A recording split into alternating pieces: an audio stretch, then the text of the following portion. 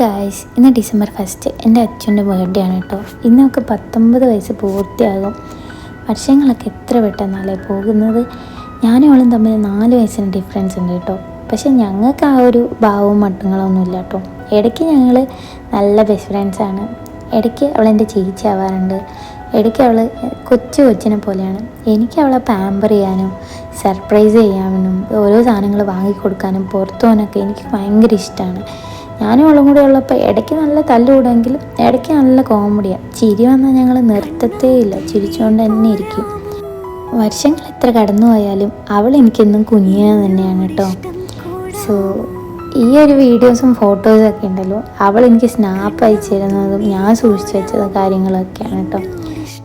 So very happy birthday അച്ചൂസേ, love you so much. ഒരുപാട് കാലം ഇങ്ങനെ സന്തോഷത്തോടെ ചിരിച്ചും കളിച്ചും ഞങ്ങളുടെ കൂടെ